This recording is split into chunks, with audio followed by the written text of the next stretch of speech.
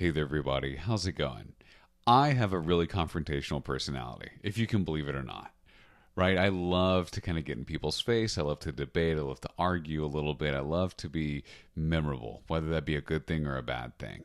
And when you're memorable and when you like things such as I do and love debating and making people feel terrible about themselves, I love to spew out facts. And normally they are correct and they're on point 99% of the time. I mean, heck, I'm pretty darn close to perfect. However, sometimes I am wrong on certain things. I say something that I heard one time and I didn't really fact check, or maybe the particular statistic has changed or it's outdated information. Whatever the case, sometimes I'm dead wrong in whatever it is that I'm saying. And I see this happen a lot with people.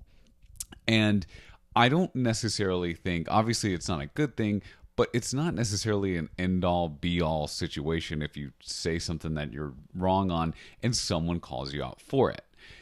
What is an issue is the way that people go about it and the way that people just don't know how to react whenever they are called out for being wrong about something.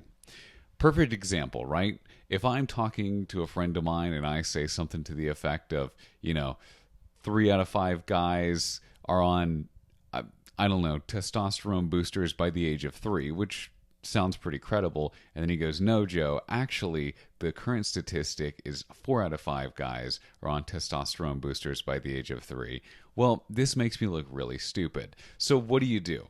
Right? In general, a lot of people get really mad. They get really awkward. They don't know what to do. The first thing, this actually makes you look incredibly good, is to just admit that you're wrong, right? Just say it. Oh, okay. Wow. I'm sorry. I didn't know that. I guess I was incorrect on this, right? The second thing is to give a really super quick explanation as to why you believe what it is that you thought, right? So I could say, oh, I'm sorry. The statistics that I knew, or the ratio that I knew, was from back in 2019 when I heard it in a debate, and I never really checked it that much, right? Saying these two things, because again, everybody's wrong. I mean, heck, if I'm wrong, I know for a fact that you all are wrong on certain issues, is just part of life. It's part of the human experience.